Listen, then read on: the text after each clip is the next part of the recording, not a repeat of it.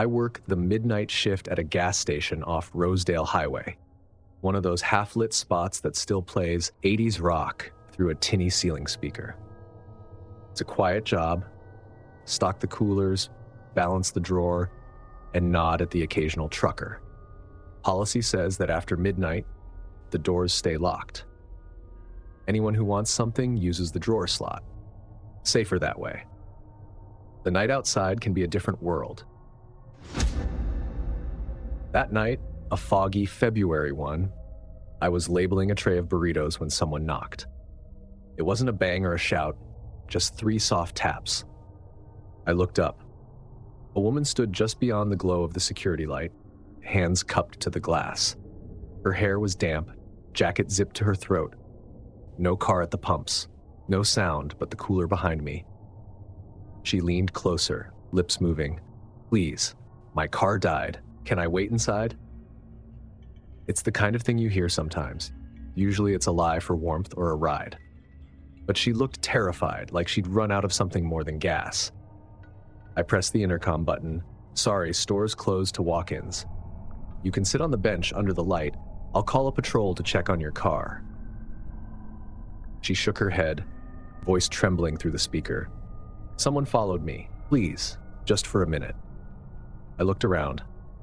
Empty lot, fog thick enough to swallow the edge of the pumps. I thought for a second, but then hit the buzzer. "Straight to the counter," I said. Hands visible. She stepped inside, keeping close to the wall like she was afraid of being seen through the glass. Her eyes darted toward the door, then the windows. "You can lock it again," she said. "Please." I did. The lock thudded home, louder than usual. "Coffee?" I offered, because sometimes normal words keep a situation from unraveling. She nodded, wrapped her hands around the paper cup like it was medicine. "He followed me from the ramp," she said after a moment. "He slowed down when I pulled over, then he stopped ahead. I just ran." I called non-emergency, gave the dispatcher the details. They said a unit would come by soon. "You're safe here," I told her, and I meant it. But she wasn't acting like she believed me. She avoided standing directly under the camera and kept tugging her sleeves down over her wrists. When I asked her name, she paused. "Marcy," she said finally, but it didn't sound real. She stared at the back hallway.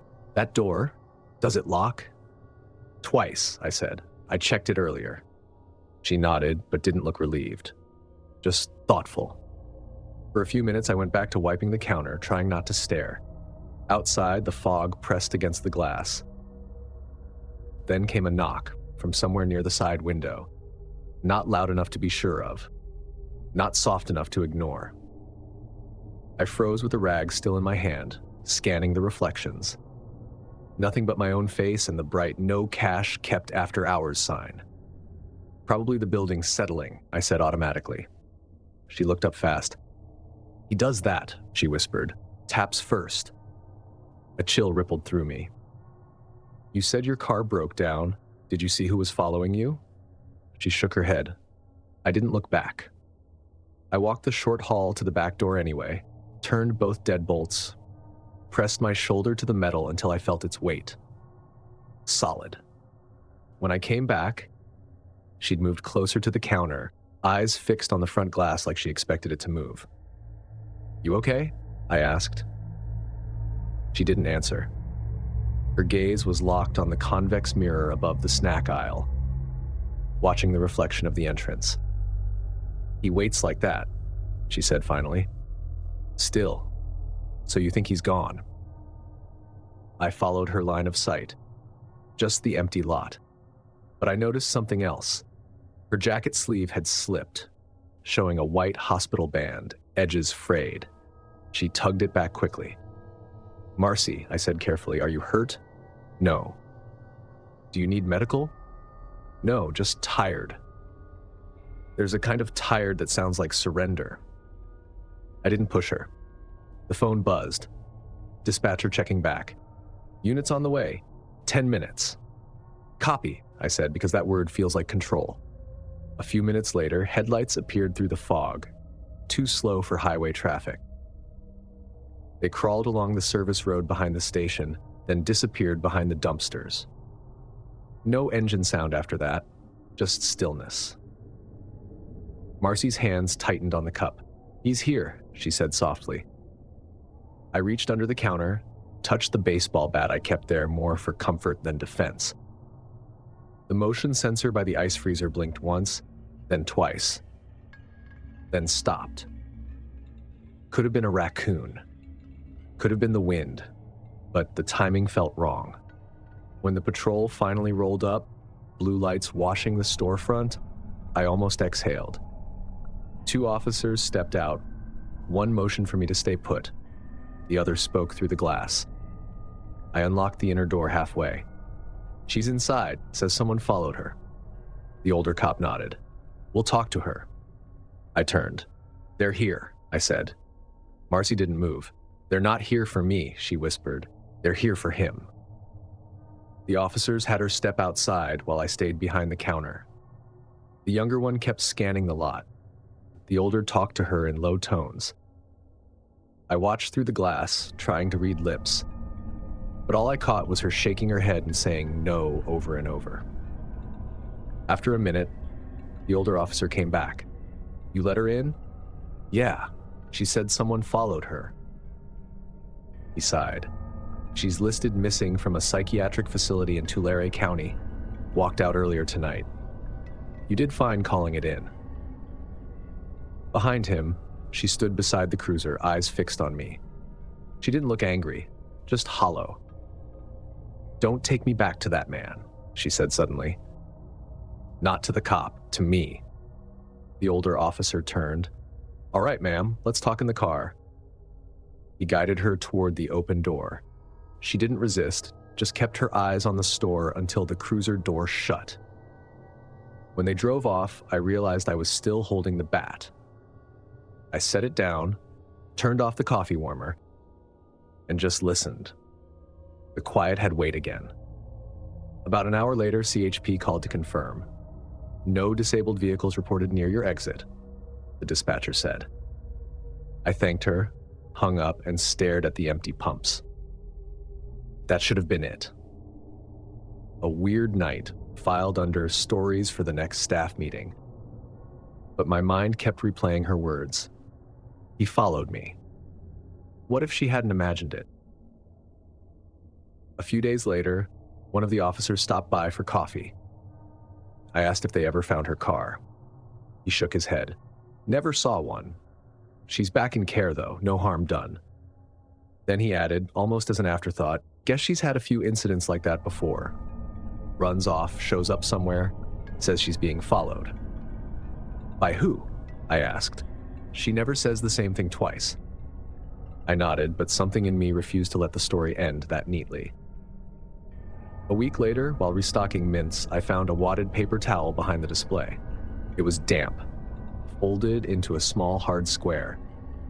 Inside, written in pencil, "He likes glass." I just stood there, reading it over and over. It wasn't proof of anything, but I couldn't throw it away.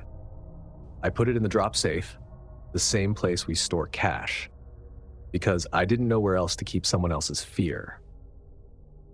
Now, when I work, I don't buzz anyone in. Not ever. I hand them what they need through the drawer, call for help first. I move the bench under the brightest light, right in view of the camera. I keep the bat closer, the dispatch number on speed dial. I've thought about her more than I probably should. Maybe she was sick. Maybe she was dangerous. Maybe she was right. Whatever the truth is, it lingers in this place, in the reflection of headlights moving too slowly past the pumps. You can't work nights without learning that danger doesn't always kick the door in. Sometimes it waits. Sometimes it knocks politely. Sometimes it smiles through the glass and asks for warmth.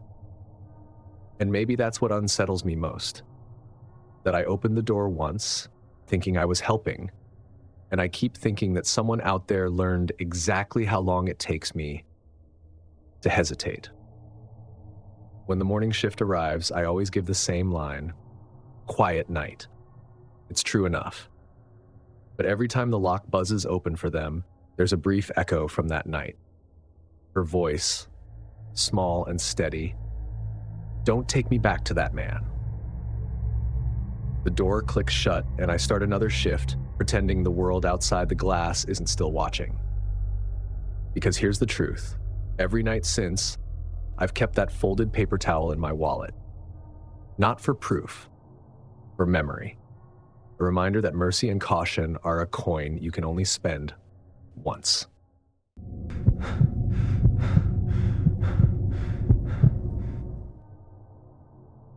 Working the closing shift at a grocery store is one of those jobs that sounds uneventful until you're the one locking up. I'd been doing it for about 3 years by then, Saturday nights especially. We closed at 10.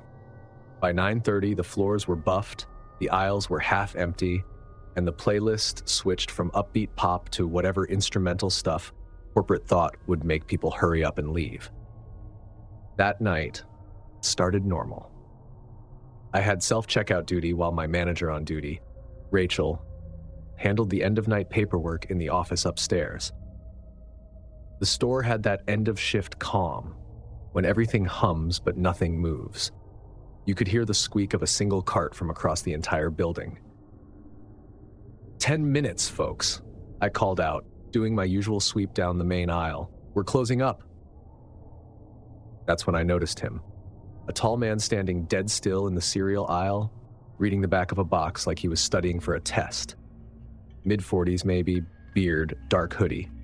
He didn't seem drunk or high, just absorbed. "Need help finding something?" I asked, trying to sound friendly. He looked up with this slow, polite smile. "Just deciding," he said. "All right, we're closing in 10, so I'll be quick," he interrupted, not unkindly, but something about the way he said it made me believe he wouldn't. Still, I didn't press him. People get weirdly defensive about cereal. At 10 sharp, the music cut off, the closing announcement played, and I locked the front doors. I watched through the camera feed as Rachel did her final sweep. Produce, frozen, dairy. When she came around to dry goods, the man was gone. She gave me a thumbs up through the security glass. 10:01, I said, clocking out of the register. "He's gone, or I think he is."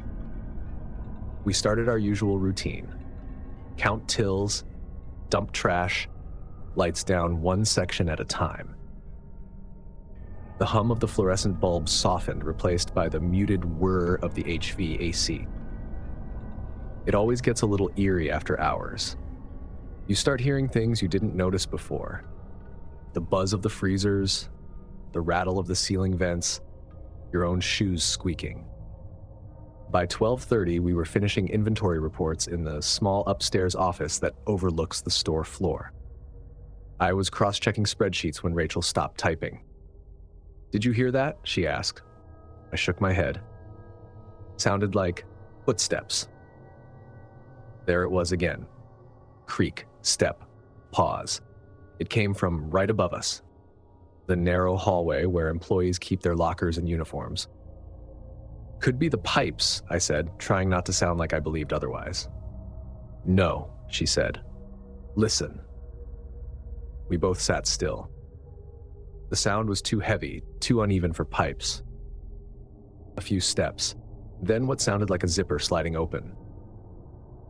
Rachel frowned, stood up, and grabbed the office flashlight. "Come on." The upstairs hallway always gave me weird vibes. It smelled faintly of detergent and metal, like an old gym locker. The walls were a dull beige that never quite looked clean, no matter how often maintenance painted them. We walked slowly, our footsteps echoing against the linoleum. The lockers lined both sides, all with cheap silver handles and combination locks.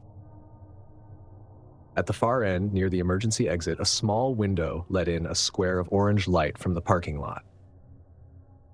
Everything looked normal. No doors open, no signs of movement.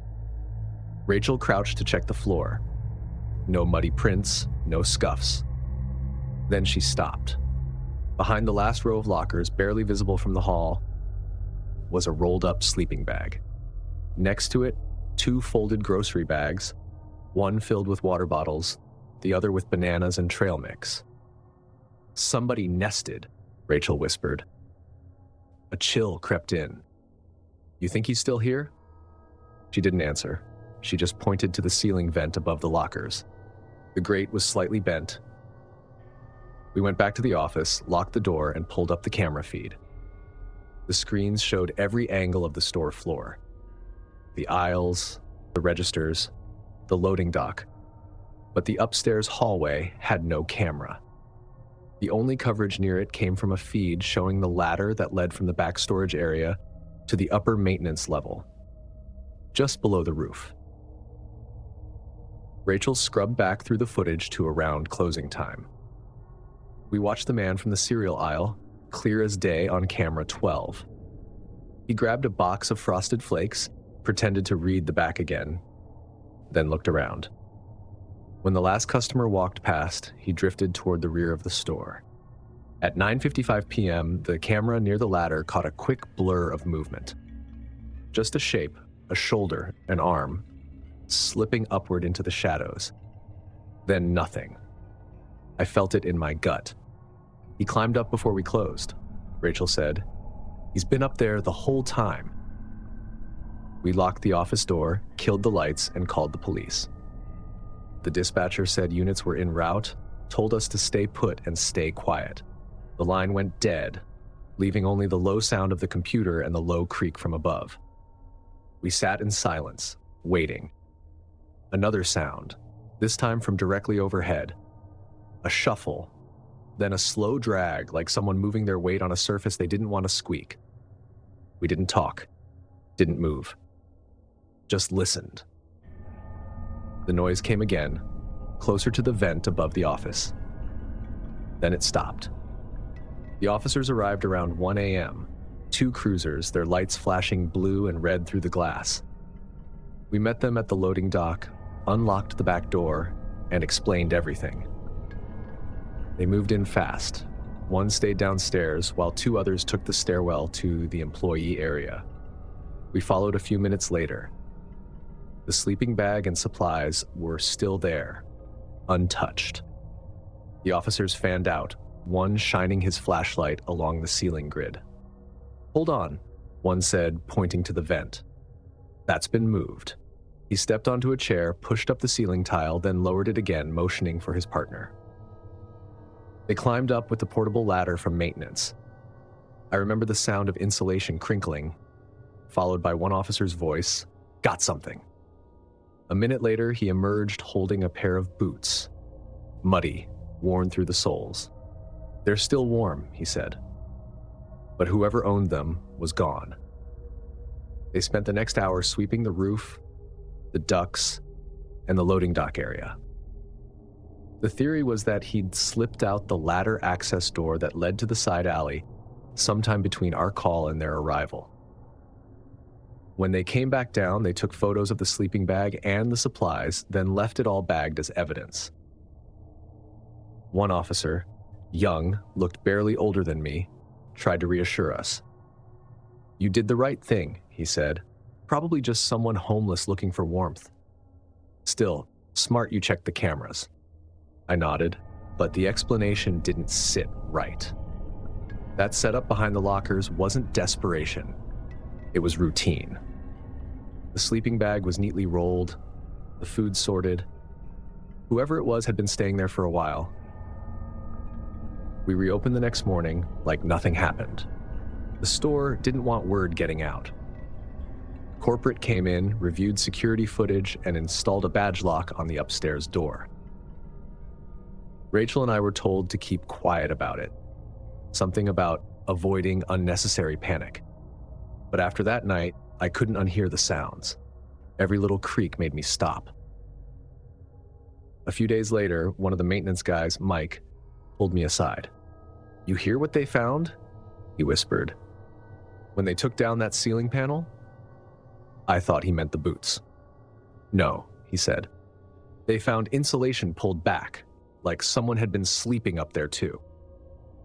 That explained the zipper sound. He'd probably been keeping his stuff in the vent cavity, sealing it up each morning before we opened. Mike grinned like it was a weird curiosity, but I didn't find it funny. I kept picturing that moment. Him slipping up the ladder at 9:55, silent while the rest of us were ringing out customers. Watching us. A week later, I was alone in the office finishing reports when I heard the same creak again. Overhead, same rhythm. I froze, then turned on the ceiling fan out of pure instinct, like noise would make me invisible. I told myself it was the building settling. That was before the dust drifted down from the vent above me. Just a pinch. Enough to make me get up and leave without finishing the report. The next morning, I told Rachel. She called maintenance again. They went up, checked everything. All clear, they said. I believed them because I had to. 3 weeks later, another store in our chain, same layout, same region, reported a break-in. The night staff found sleeping gear in the ceiling. No cameras caught anyone leaving there either. They thought maybe he was moving between stores. The company hired a third-party security firm after that. They added locks, cameras, motion detectors. But even now, whenever I work a late shift, I look up at the vents before I turn the lights off. I try not to think about it too much. Still, I switched departments soon after. I couldn't close anymore. Not after knowing that the quiet, locked building we thought was ours had someone else's heartbeat inside it. Now, every time I walk past the cereal aisle, even as a customer, I check the ceiling first. Because once, I thought I knew who'd left the store, and I was wrong.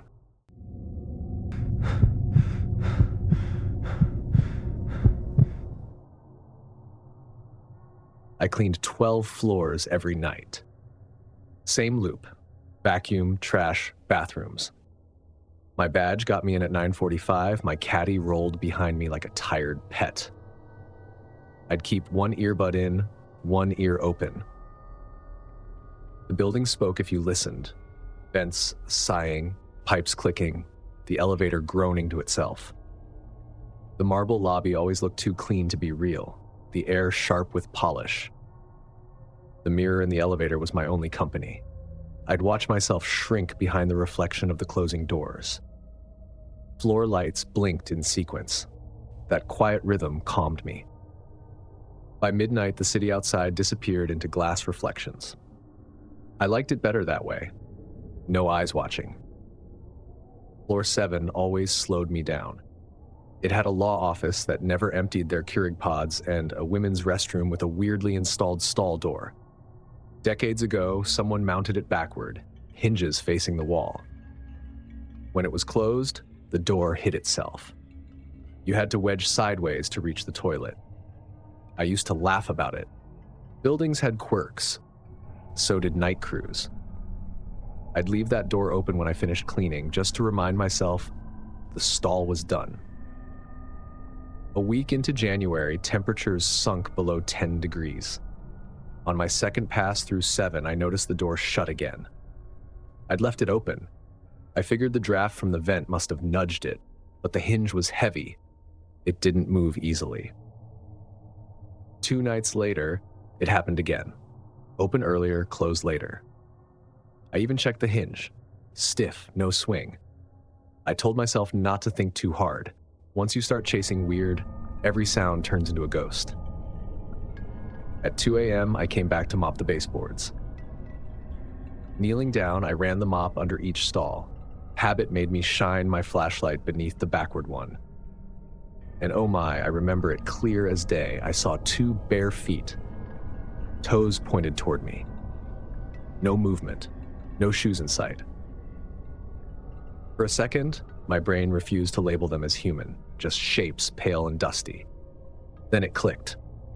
Custodial, I said automatically.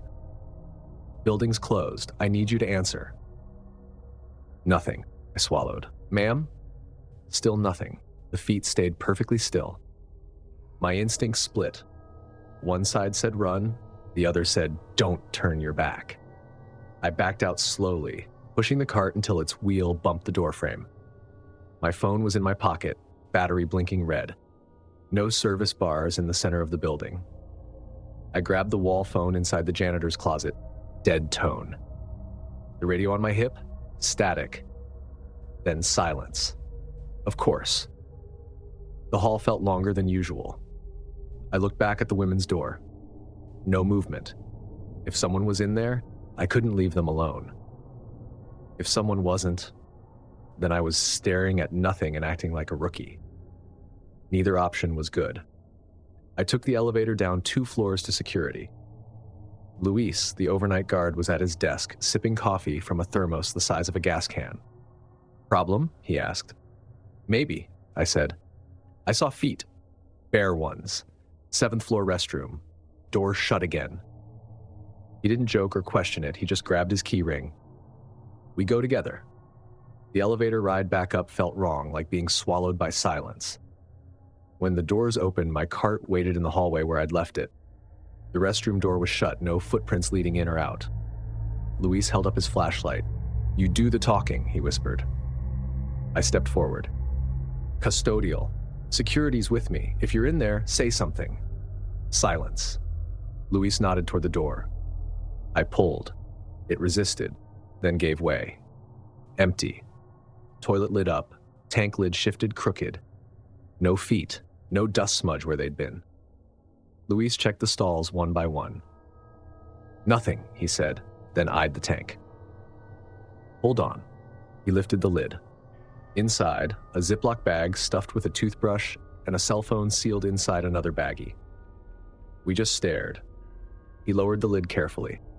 Somebody lived in a bathroom stall, he said. He called the second guard, Tori, and reported it to dispatch. While he talked, I stood in the doorway feeling every sound of the building. When the second guard arrived, they swept the stairwells and the mechanical room. No one. Luis sealed the items in a bag and logged the find. Possible overnight trespass. He told me to stick close until the sweep was done. Probably homeless, he said. He had that calm, practiced tone of someone who'd seen too much weird to be shocked. The next morning, the company told us not to mention it to tenants. Maintenance came and removed the faulty stall door. Safety upgrade, they said. Corporate loves euphemisms. I kept working.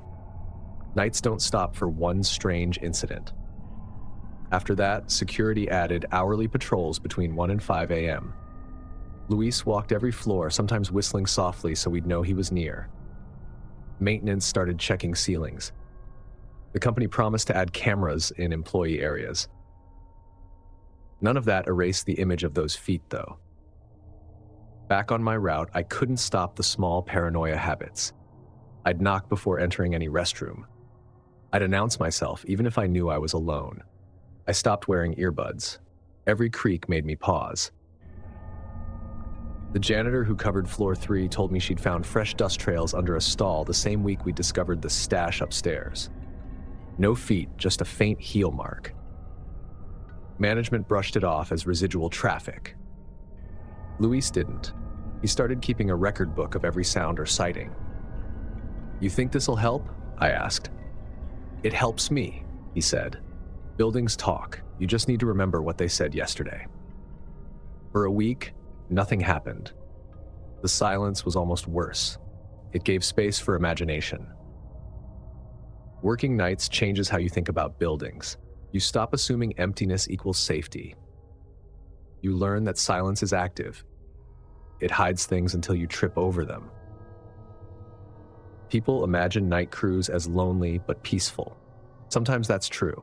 Sometimes you hum to your vacuum, talk to yourself, count hours until dawn. But every so often you feel a pause in the rhythm, like someone else inhaled at the same moment you did. That's what fear really is on night shifts. Not screams, not jump scares. Just realizing the building's breath doesn't match yours.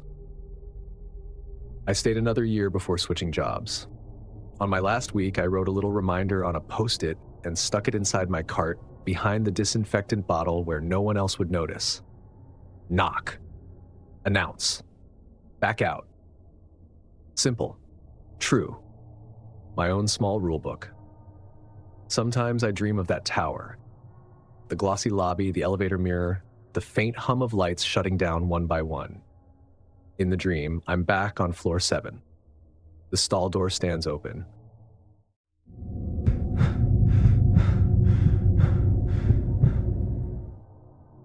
I work doing night shift maintenance at a hospital downtown. For 12 years, my nights have been measured in coffee and machine noise. When the city sleeps, the hospital never really does. It just slows down, trading the chaos of day for a rhythm only the tired recognize. My route doesn't change. Every hour, I walk the same loop. Boiler room, chillers, elevators, loading dock, back through the glass corridor that faces the staff parking lot.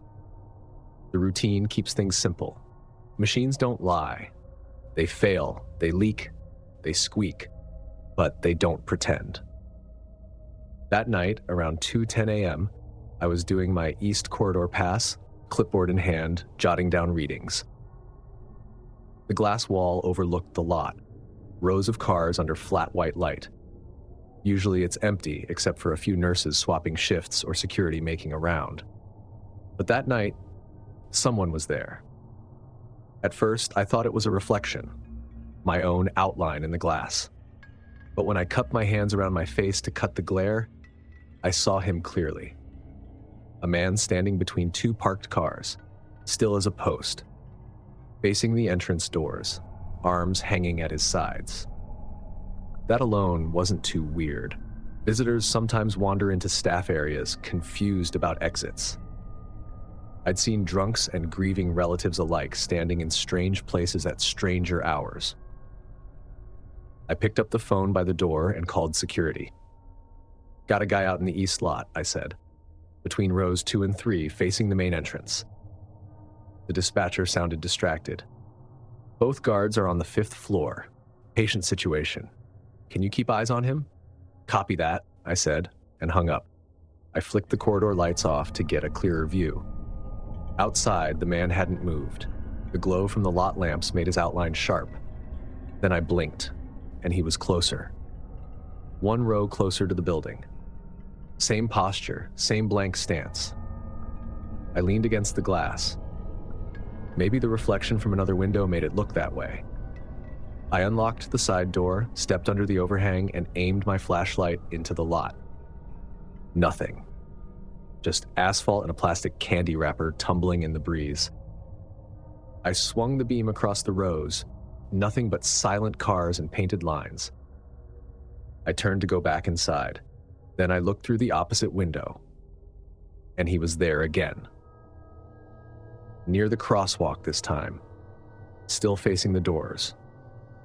I hit the lock override, setting the automatic doors to badge-only access, and called security again. "Still out there?" the dispatcher asked. "Closer," I said. "Crosswalk." She told me they were sending one of the guards down with a spotlight. I stayed by the glass. The figure hadn't moved. Just watched the doors. A few minutes later, I saw the golf cart lights sweep across the lot. The 2 guards, Harlan and the new kid, Patel, pulled up near the gate. Harlan stepped out with the handheld spotlight and panned it over the cars, then down the row where I'd seen the figure. The beam passed across a column near the entrance gate and caught what looked like a sleeve sticking out from behind it. Both guards reacted instantly. Harlan walked toward it. Patel angled the spotlight higher. But when they reached the pillar, the sleeve was gone. Nothing there. Just a concrete base, a gate arm, and a trash can half full of cigarette butts. They looked up at me through the glass. I shrugged and met them outside. "Footprints," Patel said, pointing at the pavement near the crosswalk. The marks were clear, the kind of tread you get from cheap work boots. They led straight from between the parked cars toward the curb and then stopped, right at the edge. Harlan crouched down, ran a finger over one of them. "Still damp," he said. "That's recent." We looked across the lot again. Silent cars, flat light. No movement. Probably someone from the psych wing wandered off again. I said, trying to make it smaller. Then where's he now? Harlan said. We swept the lot together anyway. 3 of us. Walking slow rows, flashlights crossing paths like a search grid. Nothing, not a sound but the noise of the nearby transformer. We circled back. I noticed something small, half a cigarette still burning near the trash can. Propped up on the edge, filter down, like someone had set it there mid-smoke and never came back. Fresh, Patel said, still warm. Harlan just stared at it. We'll check cameras. We went inside, past the double doors that sighed as they sealed. In the security office, the lot footage looked grainy but serviceable. We scrubbed back to 2:10 a.m. The camera showed the rows of cars, the streetlight reflections, and then a shape appeared halfway between the rows. No face, no color, just a silhouette melting into the pixels. That's him, I said. Or that's nothing, Harlan said. You know these cameras glitch. Still, he marked the timestamp and logged it. I tried to forget it, but around 3 a.m., walking past the glass corridor again, I found myself slowing down. The lot was empty, but the stillness felt weird, like too quiet. The next night, I caught Nurse Abby from the ICU by the badge reader near the same door. She looked unsettled. You working last night? She asked. Yeah. She rubbed her arms. Someone tailgated my badge around 2. I thought it was a coworker, but when I turned, nobody. The door didn't open. I thought maybe it was the sensor. What time? I asked. 1:50, give or take. I didn't tell her about the figure. Just nodded and said I'd mention it to security. We added her note to the incident log. Attempted tailgate, no entry. It lined up with the camera timestamp almost exactly. For a few weeks, nothing happened. Then, late February, it did. I was doing my rounds again. Same route, same hour. 2:12 a.m. The lot was wet from freezing rain. And there he was, down by the gate this time. Pale coat, arms loose, looking toward the entrance like he was trying to read the building. I didn't blink or move. I just watched. My first thought wasn't fear. It was, here we go again. I called it in. Lot figure, I said. At the gate. The dispatcher paused. Her tone flattened. Copy. Sending Harlan and Patel. I kept the doors locked and stayed by the window. When they arrived, the spotlight swept across the asphalt. It landed on the gate pillar, the same one as before, and this time I saw it happen. The light hit the space behind it, and for half a second, something like a shoulder shimmered there. Then it was gone. The guards moved fast, crossed the distance, found nothing. Again. But this time, there were prints. 3 of them, leading right up to the base of the gate. Clear tread, deep edges. Then nothing. We didn't say anything for a few seconds, just stood there with flashlights making halos in the mist. Finally, Harlan sighed. If this is a prank, it's a damn good one. We reviewed the cameras again. Same result, a distortion. A long streak of shadow where a person should have been. No face, no body, just motion pretending to be human. The next morning, security reviewed it all with day shift management. No conclusions. The footage didn't show enough for police. But by 9 a.m., 3 different staff members had reported strange encounters. A nurse said she'd gotten a phone call from a man claiming his wife was admitted and that he'd forgotten something in her room. He repeated the same line, word for word, 3 times when she said visiting hours were over. The number was blocked. An orderly said a man had been seen standing by the hospice garden statue earlier that week. Same posture, same stillness. When approached, he simply turned and walked into the darkness between streetlights. The hospital decided to add the staff lot to our nightly patrols permanently. I didn't complain. I wanted eyes on it too. After that, I made it part of my rounds. 2:10, 2:30, 3 o'clock. I'd stop by the window, look out. Sometimes I'd even step outside under the overhang, just to hear the air and reassure myself it was empty. Once, when I checked the security monitor, I noticed a faint smear near the same crosswalk spot. Not solid enough to call a person, just movement pretending to have purpose. That's what unnerves you most in places like this. Things pretending. You can't reason with what won't act like it's real. It's been 4 years since that winter. We still call it the lot incident. Harlan's retired. Patel moved to day shift. Abby quit nursing. I'm still here, same rounds, same quiet hours. Every so often, the automatic doors at the east entrance open and close with no badge. Sensors can misread a gurney strap or a moth, sure. But when it happens around 2:10 a.m., I still look up at the monitor before I go back to my checklist. People ask me sometimes, what do you think it was? I don't give them ghost stories. I just tell them what I know. Twice, a figure stood in that lot when no one should have been there. Twice, it moved closer without walking. Twice, the prints stopped at the curb. Everything else, the phone calls, the cameras, the cigarette, it all adds up to a shape of something we still don't have a name for. You work enough nights, you learn that some things aren't meant to be fixed, just documented.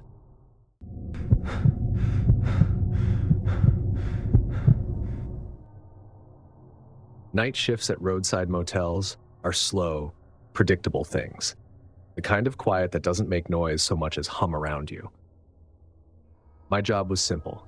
Keep the front desk neat, brew the coffee at 4 a.m., balance the drawer, and make sure no one snuck into the pool after hours. I liked the routine. The place wasn't fancy. 32 rooms, 2 floors, all doors facing the lot. A ficus that leaned toward the air vent, a faded vacancy sign that buzzed when the wind hit it. Most nights, I'd wipe down the counter, refill the muffin display, and listen to the swamp cooler wheeze behind me.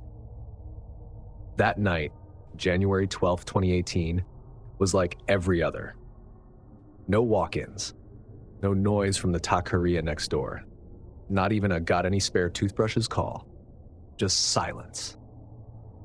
Around 1:15 a.m., I was flipping through the guest ledger when I heard footsteps. I counted 3 slow steps. They weren't outside, weren't down the hall. Above me, room 108. The ceiling creaked directly over my chair. A single back and forth pace. At first, I thought plumbing. Our pipes knocked sometimes when the temperature dropped, but the sound came again, heel to toe. Not random, not mechanical. Someone walking. I looked at the screen that showed the room list. 108. Vacant. Cleaned. Locked at 6:22 p.m., no key activity since then. I picked up the phone and dialed housekeeping out of habit before realizing no one would answer. Everyone clocked out at 7. The line rang once, then fell quiet. Another step. Then another. Then nothing. I stared at the ceiling until the silence felt heavier than the sound. Finally, I grabbed the clipboard with the master keys, my small mag light, and stepped outside. Our second-floor walkway faced the freeway. From below, everything looked calm. Curtains drawn, porch lights on, the only movement a cat darting between vending machines. When I rounded the corner, I saw it. A faint light glowing under the door of 108. It was the kind of light you get from a bathroom fixture. The room shouldn't have had any lights on. The last guest had checked out that morning. Marta, the housekeeper, had reset it herself. I watched her drop the key in the tray. Still, I told myself it had to be something simple. A lamp left on. A timer glitch. But as I got closer, the curtain moved. Just once. A tiny shift inward, like someone adjusting it with 2 fingers. Then, stillness. My hand went cold on the key ring. I took a slow breath, crouched a little, and peered through the gap at the bottom of the curtain. Darkness. I slid the master key into the slot. Red light. Tried again. Red. Third time. Green. The deadbolt turned, but not easily. It dragged like something had pushed against it from the inside. Front desk, I called. Maintenance check. Nothing. I pushed the door open a few inches. Inside, the room was perfect. Bedspread tight, pillowcases crisp.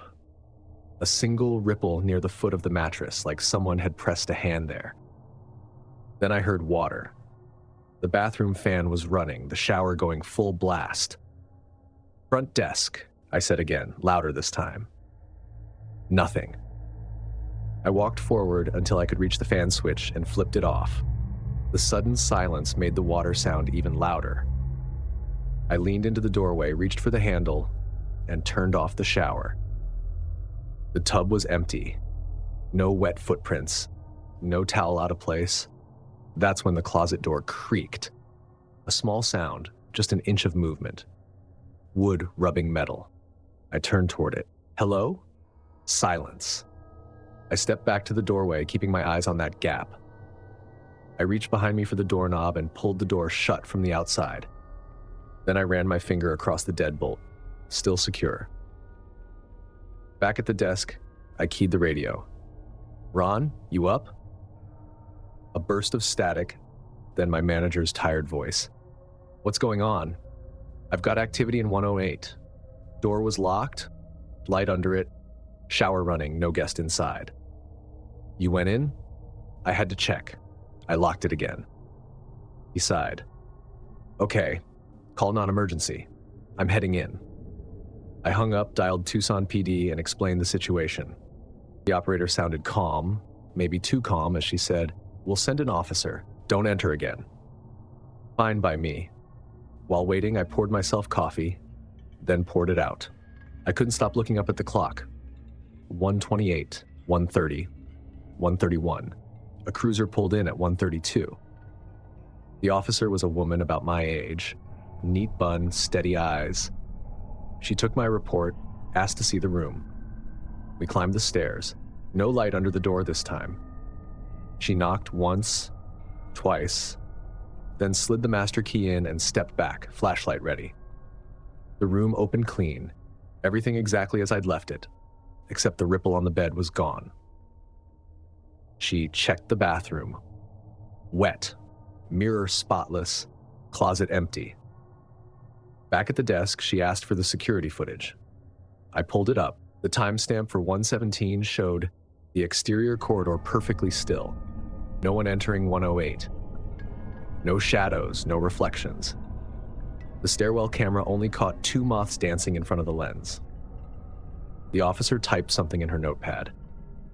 If it happens again, call us first. Don't go alone. She left me her card and drove off. Ron came in 10 minutes later, hair half-combed, buttoning his shirt. He checked 108 himself, pacing like he wanted it to argue with him. It didn't. Back downstairs, he said, "Probably a pressure surge. Shower valves do that sometimes." Deadbolt was stiff, I said, like something was against it. He rubbed his eyes. "Then don't open it again." He left me with a clipboard and a rule. Log it, lock it, leave it. The next night, I came in early. I didn't mention 108 to anyone. Didn't have to. Word spreads fast in small places. Housekeeping had already started calling it the hot room. By 12:45 a.m., I was quietly daring the silence not to change. At 1 a.m., footsteps. I stared at the ceiling. Not water lines. Not creaks. Footsteps. I picked up the phone and called non-emergency. The same officer arrived 20 minutes later. We went upstairs together. The tape I'd placed on the latch as a tell, still sealed. She looked at me. "You sure this is the right room?" I nodded. "I'm sure." She unlocked it, opened the door halfway, and stopped. We both looked in. Light was on. Bathroom fan running again. The shower wasn't, though. We stepped inside. careful. The air was warmer than it should have been. "Anyone else with keys?" she asked. "Just management and me." She checked the closet. Empty. She clicked her flashlight off and stood there listening. I could hear the hum of the fridge in the mini kitchenette, the tick of the AC vent, and faintly, footsteps in the ceiling. Except this time, we were on the top floor. The officer and I locked eyes. She stopped, listening. One step, then another, then silence. "Okay, you're not imagining it." Without another word, she keyed her radio and bolted down the hall toward the stairwell. I followed, keeping back as she sprinted across the lot. From the lot, she aimed her beam upward and froze. Someone was up there. A man crouched low, moving across the roofline like he thought he was invisible. His hands and knees pressed flat as he crept toward the rear side of the building, the light catching his jacket just enough to make him reel. "Hey, stop!" she shouted, already running. He didn't look back. He jumped down, must have been an 8-foot drop, and landed behind the ice machine. By the time she rounded the corner, he was sprinting full speed toward the tree line behind the motel. "Dispatch, this is Unit 12, she said into her radio. "We've got a male suspect fleeing westbound into the woods. I need a cruiser on the far side, near the drainage canal." The woods swallowed him whole. 1 second he was there, the next he was nothing but the sound of branches snapping and the beam of her flashlight chasing air. Backup arrived within minutes, 2 cruisers. They swept the perimeter, scanning with spotlights until the rain started coming down harder. An hour later, the call came in. They'd caught him. A cruiser picked him up on the opposite side of the woods, walking along the frontage road like he'd just stepped out for a smoke. No ID, no bag, no explanation. Just said he'd been looking for a place to stay. They cuffed him without a struggle. Later that night, when the officers came back to grab the security footage, one of them told me, "He's not saying much, but he had room keys on him. One of them matches 108. The following afternoon, maintenance checked the roof access. Locked. Cobwebbed. Untouched. Housekeeping refused to clean 108 alone after that. Ron rolled his eyes but started assigning 2-person teams for efficiency. 3 days later, a couple from Phoenix checked out of 108 and left a note on the counter. "Nice stay. Quiet motel. Only weird thing, water ran for a few minutes around 1 a.m. We thought it was next door." Ron laughed, tossed it in the bin. I fished it out and pinned it to the incident board. He didn't say anything, but he didn't assign that room again for 2 weeks. I kept working nights, because that's what you do. You stay polite, keep the coffee hot, and try not to let the strange stuff crawl too far into your head. Still, every time I passed 108, I found myself slowing down, looking at the frame. People still ask what I think it was. A squatter? A drifter who'd learned how to stay hidden? Something worse? Maybe that man wasn't the first one to wait in there. Maybe he wasn't even the last. All I know is this. Every time I hear running water where there shouldn't be any, I think of that room. If these stories made you realize that routine can be the most dangerous thing of all, smash that like button, subscribe so you never miss the next scary story, and tell me which story hit closest to home. And speaking of home, click now to watch 4 disturbing Home Alone horror stories, because sometimes the safest place isn't safe at all. Thanks for watching. Stay alert, stay safe, and I'll see you in the next nightmare.